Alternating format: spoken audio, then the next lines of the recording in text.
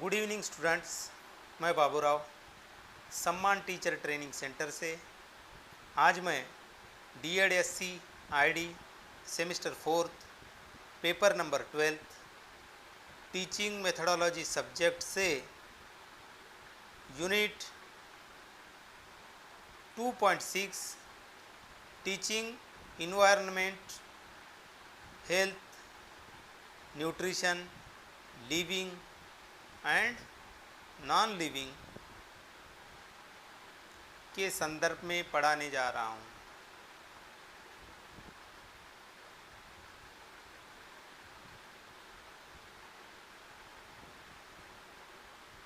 Part 1 में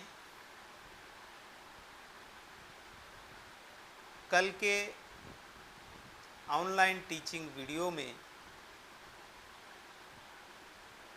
मैंने पर्यावरण, शिक्षा के माध्यम से पर्यावरण का ज्ञान, इन सब विषयों पर विस्तृत रूप से चर्चा किया था और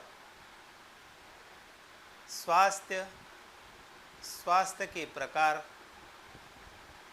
जैसे कि शारीरिक स्वास्थ्य, मानसिक स्वास्थ्य और मानसिक स्वास्थ्य को प्रभावित करने वाले कारक जैसे कि शारीरिक समस्या, आर्थिक समस्या, आनुवंशिकी और शिक्षा का स्तर इत्यादि, इनके बारे में भी मैंने चर्चा किया था।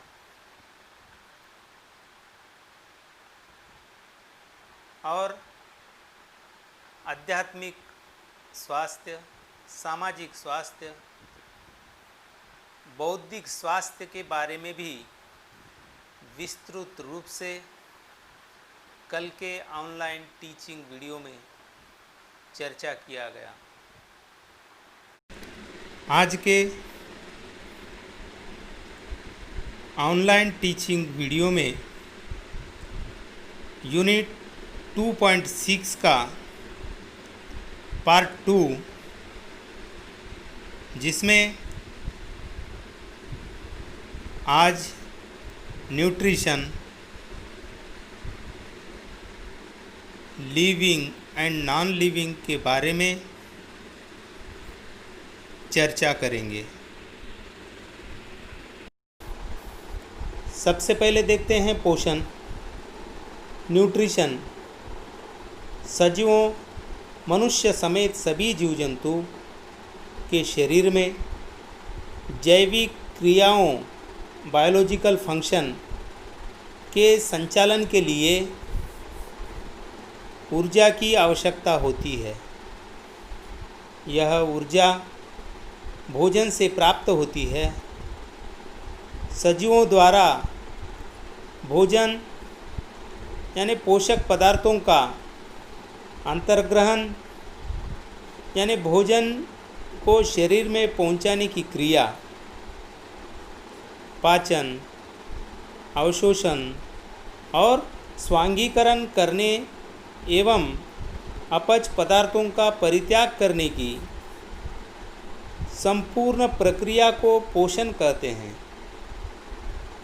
ऊर्जा उत्पादन, शारीरिक वृद्धि और टूट फूट की मरम्मत के लिए आवश्यक पदार्थों को पोषक पदार्थ कहते हैं। पोषक पदार्थ, पोषक तत्वों के प्रकार, टाइप्स ऑफ न्यूट्रिशन।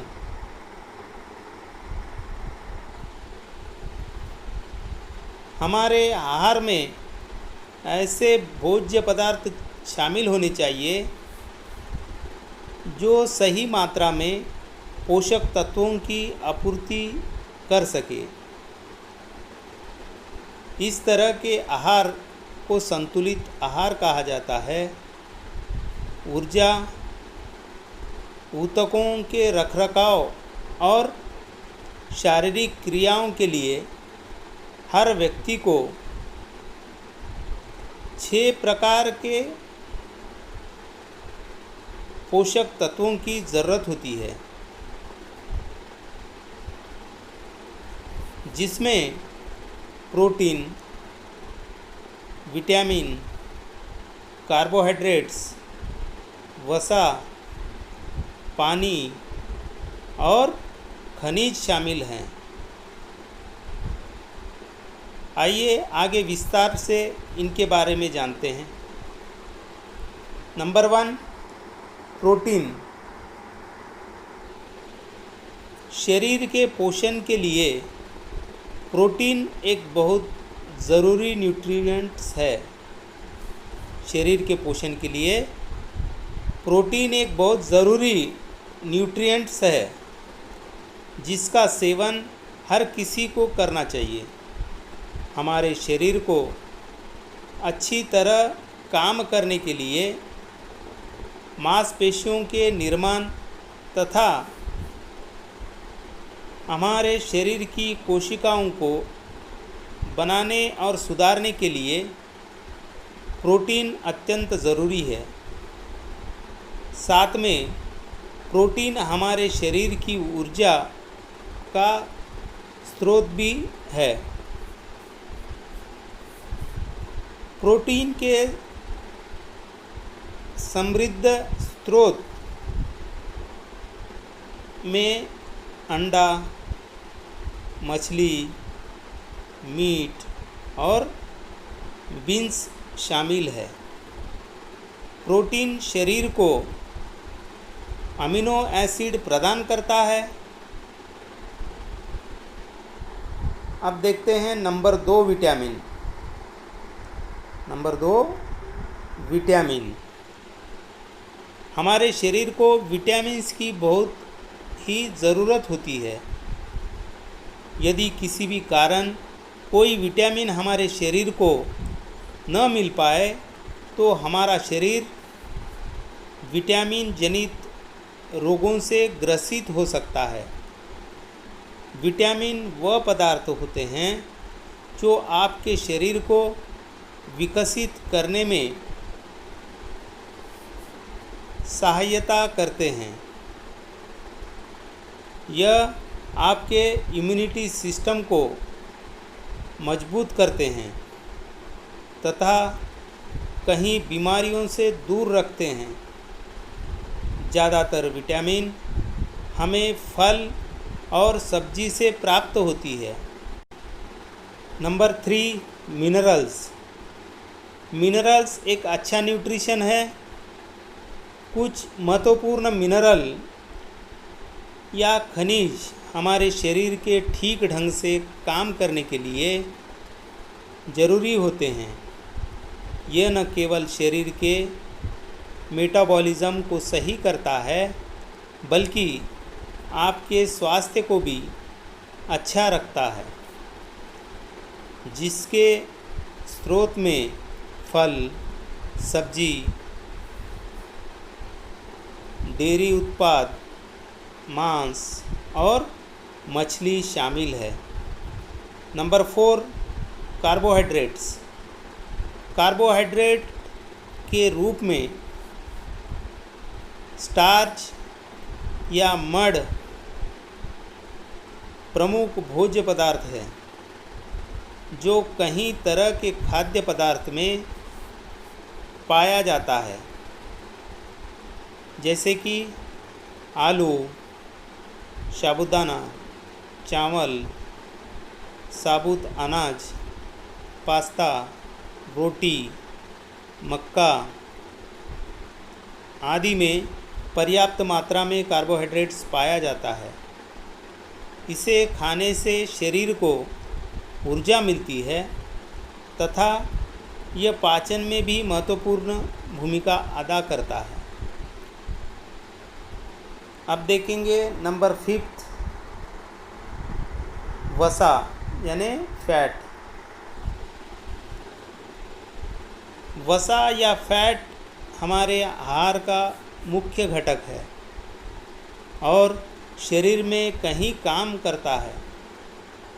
इसके आवश्यक स्रोत में डेयरी प्रोडक्ट, मांस, बीज और नट तथा वनस्पति तेल जैसे खाद्य पदार्थ शामिल है। फैटी एसिड में पच जाता है, जिसका उपयोग ऊर्जा स्रोत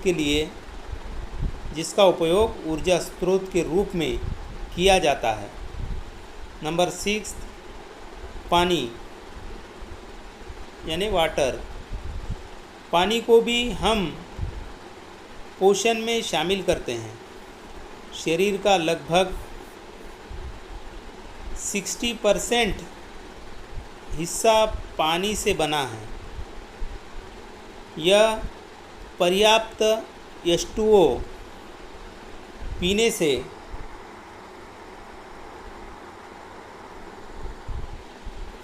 शरीर में तरल संतुलन को बनाए रखने में सहायता मिलती है, जो शरीर में पोषक तत्वों के परिवहन में मदद करता है, शरीर के तापमान को नियंत्रित करता है और भोजन को पचाने में सहायता करता है।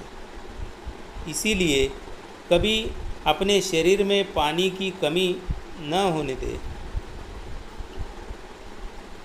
आगे देखते हैं पोषण की उपयोगिता। Usefulness of nutrition. किसी भी सजीव के लिए पोषण ज़रूरी है। इसके लिए शरीर क्रियाएं संभव नहीं हैं। जिस प्रकार से किसी वाहन के लिए ईंधन की ज़रूरत पड़ती है, उसी प्रकार हमारे शरीर को पोषक तत्वों की आवश्यकता होती है। आइए विस्तार से पोषक तत्वों की आवश्यकता के बारे में जानते हैं। पहला पोषक तत्व है ऊर्जा। शरीर के विभिन्न कार्यों के संचालन हेतु आवश्यक ऊर्जा के विभिन्न अवयवों, मुख्यतः कार्बोहाइड्रेट्स एवं वसा के ऑक्सीकरण से प्राप्त होती है। नंबर 2, शारीरिक मरम्मत। भोजन शरीर की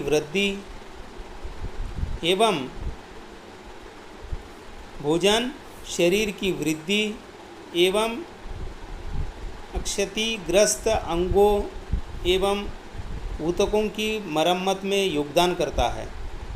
इस कार्य को प्रोटीन, खनिज, लवण, विटामिन्स आदि संपन्न करने में योगदान करते हैं। नंबर 3 है उपापचयी नियंत्रण। भोजन शरीर के विभिन्न अंगों एवं जंतुओं को उचित दशा में बनाए रखता है और उनका उचित संचालन कर उपापचयी क्रियाओं पर नियंत्रण रखने में योगदान करता है। इस कार्य में विटामिन्स, खनिज, लवण एवं जल की महत्वपूर्ण भूमिका होती है। नंबर 4, रोग प्रतिरक्षा।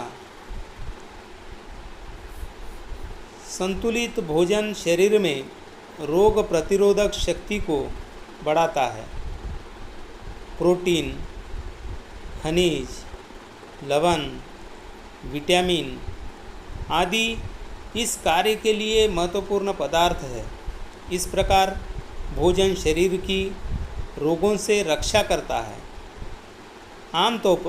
आमतौर पर एक मानव शरीर को उसकी उम्र और जैविक क्रियाओं के अनुसार पोषक तत्वों की ज़रूरत होती है। बच्चों, गर्भवती महिलाओं और वयस्कों के लिए और वयस्कों के लिए अलग अलग मानक तय किए गए हैं, अलग अलग मानक तय किए गए हैं और इन्हीं मानकों के अनुसार व्यक्ति को अपने भोजन में पोषक तत्वों को सम्मिलित करना चाहिए। अगर भारतीयों की बात करें तो भारत सरकार के सर्वे भी यही कहते हैं कि प्रति व्यक्ति पोषण उसकी उम्र के अनुसार होने चाहिए। 2012 के सर्वे में ग्रामीण और शहरी क्षेत्रों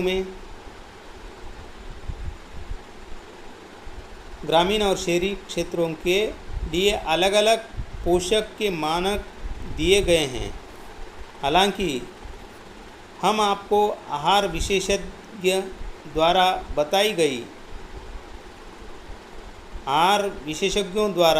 बताई गई पोषण ज़रूरतों के बारे में बता रहे हैं। आप भी किसी आहार विशेषज्ञ से सलाह लेकर शरीर की ज़रूरत के हिसाब से पोषक तत्व ले सकते हैं। पोषण के लिए प्रतिदिन की ज़रूरत जैसे प्रोटीन 64 ग्राम, तरल पदार्थ पानी, दूध और अन्य पेय पदार्थ 2.5 से 3 litre, fibre 30 gram vitamin A, 900 microgram thiamine, 1.2 milligram riboflavin, 1.3 milligram niacin, 16 milligram vitamin B6, 1.3 milligram vitamin 1.3 milligram vitamin B12, 2.4 microgram folate, 500 microgram vitamin C, 45 milligram calcium,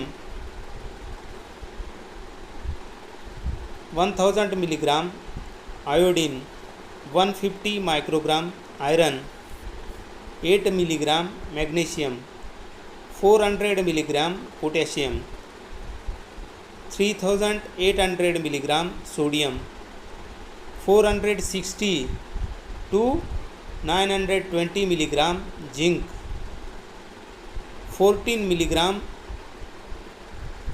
zinc, 14 milligram.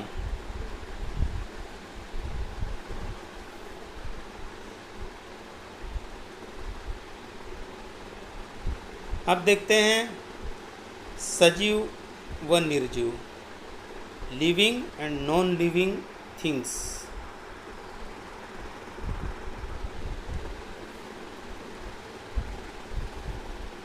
सजीव वस्तुएं वह होती है जिनके अंदर जीवन होता है, जो श्वास लेने में सक्षम होती है, जो धीरे धीरे बढ़ती है और खुद गति करने में समर्थ होती है। सजीव दूसरे को जन्म देने में भी सक्षम होता है। उनके अंदर चीज़ों को महसूस करने की क्षमता मौजूद होती है। यह निर्जीव वस्तु का भी निर्माण कर सकते हैं। जैसे एक वैज्ञानिक ने टेलीविज़न का आविष्कार किया हो। ये धीरे धीरे प्रगति करते हैं, जैसे कि बच्चा या बच्ची या पौधा धीरे धीरे बढ़ता है। इन्हें जीवित रहने के लिए भोजन और पानी की आवश्यकता होती है। जैसे पौधों को धूप, खाद, पानी और मनुष्य को भोजन और पानी की। निर्जीव वस्तुएं वह वस्तुएं होती है जिनमें जीवन नहीं होता है, जो श्वास लेने में सक्षम नहीं होती है, ये खुद गति नहीं कर सकते, जैसे कि रास्ते में पड़ा पत्थर जो खुद नहीं हट सकता। इन्हें भोजन की आवश्यकता नहीं होती है। ये किसी प्रकार की वस्तु या प्रकृति को महसूस नहीं कर सकते। इनमें आने वाले वस्तुएं पत्थर, cycle, car, fridge, bed, chair आदि होती हैं।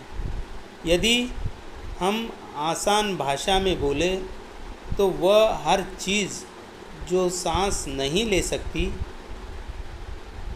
उसे वह सब निर्जीव होती है। सजीव वस्तुओं के लक्षण, कैरेक्टरिस्टिक्स ऑफ लिविंग थिंग्स। सजीव व निर्जीव वस्तुओं में ऐसे गुण होते हैं कि जिनमें स्पष्ट अंतर दिखाई देते हैं। इन्हीं विविधतापूर्ण गुणों के आधार पर सजीव व निर्जीव को अलग किया जा सकता है। जीवों में अर्थात लक्षण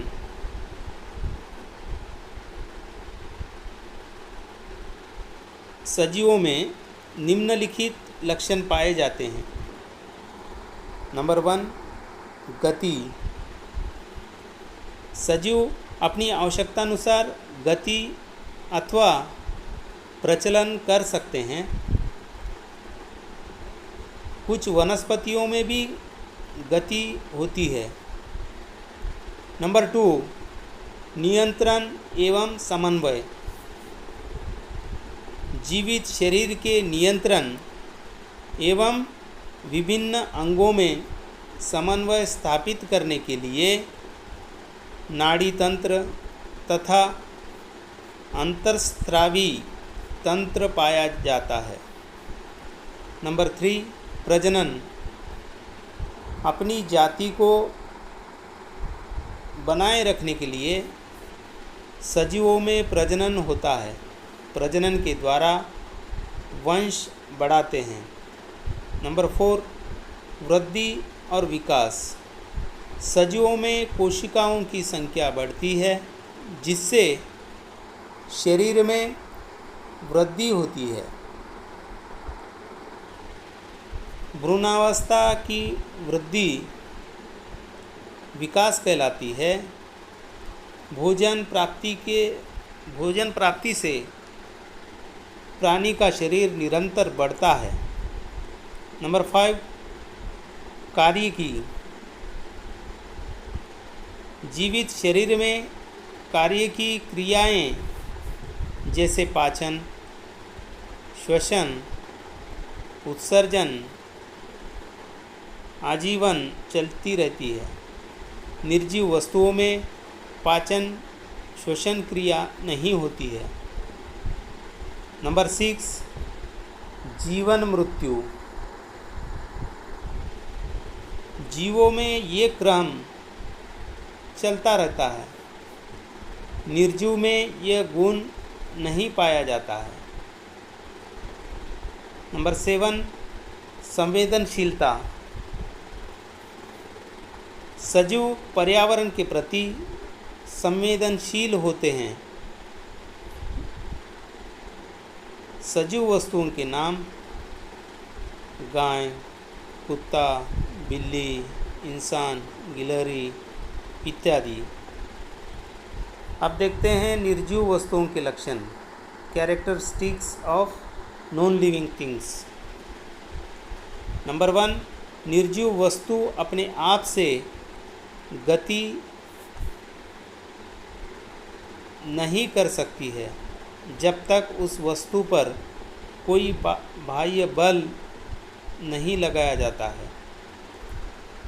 नंबर 2, निर्जीव वस्तुओं में श्वसन क्रिया नहीं होती है। साथ ही साथ इनमें पोषण की भी आवश्यकता नहीं होती है। नंबर 3, निर्जीव वस्तुओं में वृद्धि नहीं होती है। नंबर 4, निर्जीव वस्तुओं के नाम: मेज, कुर्सी, किताब, गाड़ी, साइकिल इत्यादि। आज का टॉपिक यहीं पर समाप्त होता है। आज के ऑनलाइन टीचिंग वीडियो में न्यूट्रिशन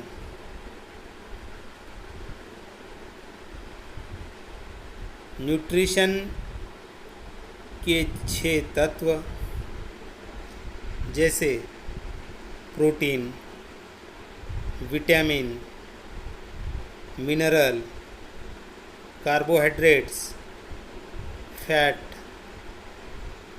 और वाटर के बारे में मैं विस्तृत रूप से बताया हूँ। इसी टॉपिक में सजीव और निर्जीव के बारे में भी पढ़ाया गया है। इसी टॉपिक के आधार पर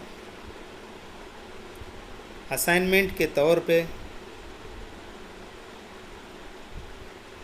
मैं आपके लिए 2 प्रश्न दे रहा हूँ। उनके उत्तर कॉपी में लिखकर DEDSC ID students WhatsApp group में पोस्ट कर दीजिएगा।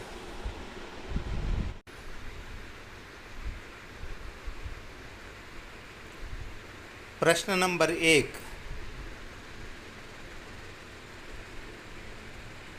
पोषण तत्व एवं पोषण तत्वों के प्रकारों पर प्रकाश डालिए।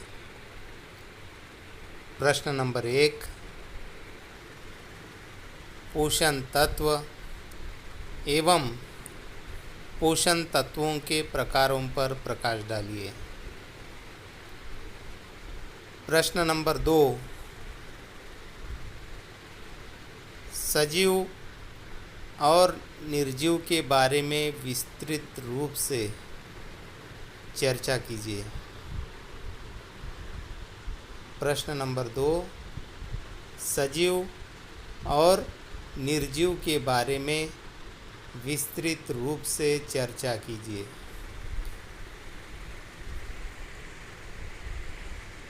ओके, धन्यवाद।